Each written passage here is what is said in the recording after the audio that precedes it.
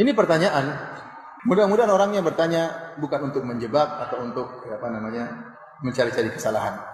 Apalagi zaman sekarang ini kita sering diadu domba.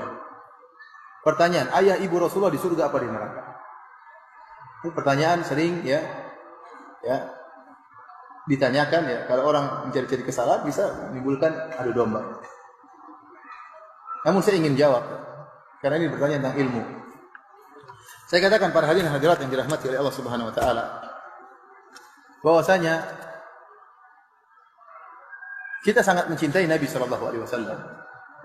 Dan kita sedih apa yang disedihkan oleh Nabi sallallahu alaihi wasallam dan kita gembira apa yang digembirakan oleh Rasulullah sallallahu alaihi wasallam. Rasulullah SAW sedih tatkala dia minta izin agar memohon ampun bagi ibunya. Allah tidak mengizinkan. Dan kalau Rasulullah SAW minta izin untuk menziarahi ibunya, maka diizinkan oleh Allah Subhanahu wa taala. Kemudian juga tatkala ada seorang bertanya kepada Nabi SAW, di mana ayahku? Kata Rasulullah SAW, ayahmu di neraka. Kemudian ini dalam Sahih Muslim. Ketika orang itu sedih, kata Rasulullah SAW, inna abi wa abaka finnar. Sungguh ayahku dan ayahmu di neraka. Taib. Masalah ayah ibu Nabi di neraka atau tidak masalah yang gaib. Maka tidak boleh kita mengucapkan tentang masalah ini kecuali dengan dalil, bukan pakai perasaan. Dan Rasulullah SAW telah jelaskan dalam Sahih Muslim bahwasanya ayahnya di neraka jahanam dan ibunya tidak diizinkan agar dia mohon ampun buat ibunya. Apakah kita berani melanggar perkataan Nabi SAW? Saya katakan memang ada sebagian ulama yang berusaha mentakwil hadis ini. Mengatakan, oh maksudnya ayahku dan ayahmu di neraka, maksudnya pamanku di neraka, yaitu Abu Talib misalnya. Tapi ini dibantah oleh Imam Nawawi rahimahullah. Imam Nawawi rahimahullah, ini apa yang saya sampaikan ini terdapat dalam buku Al-Minhaj Syarah Sahih Muslim. Imam Nawawi tegas dalam hal ini menjelaskan ayah dan ibu Nabi SAW di neraka jahanam. Oleh karenanya, di antara dalil yang menguatkan bahwasanya ayah dan ibu Nabi SAW di neraka jahanam,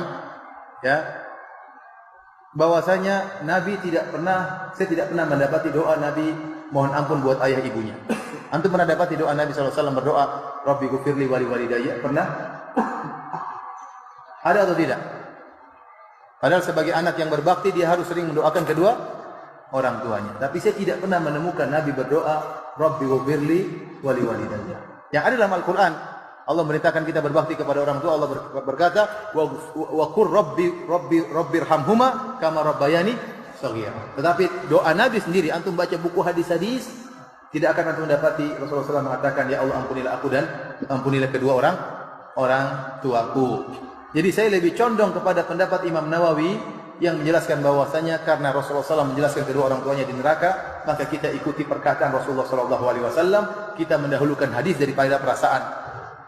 Kita mendahulukan hadis Nabi, sabda Nabi daripada perasaan. Saya tidak berani mengatakan ayah Nabi di surga. Saya nggak berani. Nabi bilang di neraka.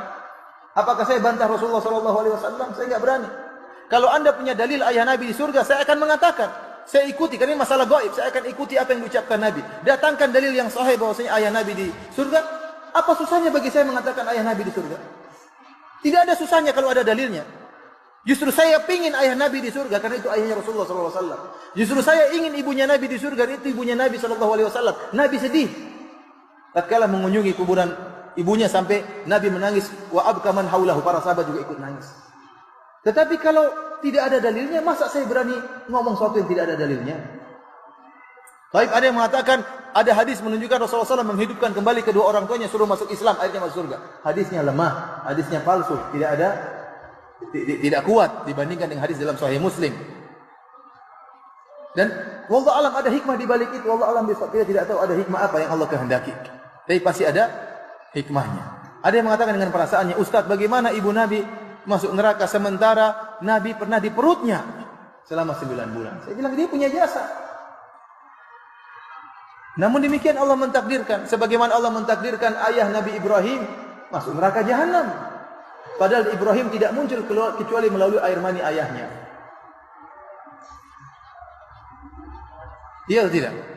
Kemudian saya sampaikan juga bahwasanya jasa Abu Talib lebih besar daripada jasa ibu Nabi. Ibu Nabi sekedar mengandung. Abu Talib rela mati membela Rasulullah SAW sehingga tersebarlah dakwah tatkala itu. Namun tetap juga dia dalam neraka jahanam. Ada yang mengatakan, Ustaz, bagaimana Anda memvonis Abu Bakar, ayah Nabi dan ibu Nabi di neraka? Bukan saya yang vonis. Saya enggak berani vonis. Saya pingin ayahnya Nabi masuk surga, saya pingin ibunya Nabi masuk surga. Tapi Rasulullah yang mengatakan demikian. Rasulullah SAW yang mengatakan demikian. Ada yang mengatakan dengan perkataan-perkataan demikian, namun saya katakan kita mendahulukan perkataan Rasulullah sallallahu alaihi wasallam. Kita mendahulukan perkataan Nabi sallallahu alaihi wasallam. Syubhat yang paling kuat dalam masalah ini kata mereka bahwasanya ayah Nabi dan ibu Nabi dulu di masa fatrah belum datang dakwah kepadanya. Dan Allah berfirman, "Wa ma kunna mu'adzibina hatta nab'atha rasula."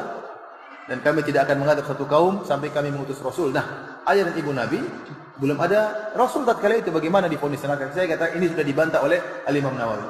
Ya bahwasanya ada orang-orang sebelum Nabi datang sudah divonis dalam neraka jahanam.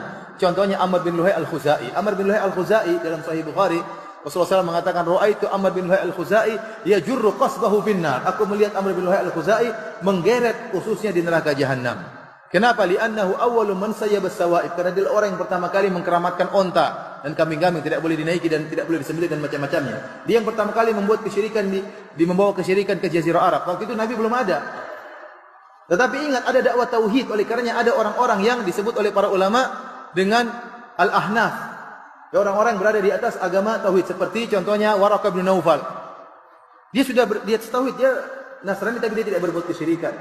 Dan ada beberapa orang disebutkan dalam sirah Nabi sallallahu alaihi wasallam. Jadi sisa ajaran Ibrahim masih ada. Dan Al-Imam Nawawi rahimahullah menjelaskan bahwa ini menunjukkan bahwasanya dakwah tauhid sudah sampai kepada kedua orang tua Nabi, namun mereka berdua tetap di atas kesyirikan. Buktinya Rasulullah SAW vonis mereka berdua di neraka jahanam. Wallahu a'lam bishawab. Ini ilmu yang saya sampaikan, yang saya pahami.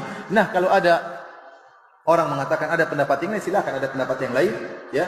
Dan saya berharap pendapat tersebut lebih bagus dari pendapat saya yang menyatakan Nabi, ayahnya dan ibunya di surga. Saya ingin ayah dan ibu Nabi di surga. Namun saya tidak bisa berbicara dengan hawa nafsu, saya harus ikut dalil. Kalau ada dalilnya saya akan ikuti. Kalau enggak, saya tetap kembali kepada sabda Nabi sallallahu alaihi wasallam. Wallahu ta'ala alam bisawab.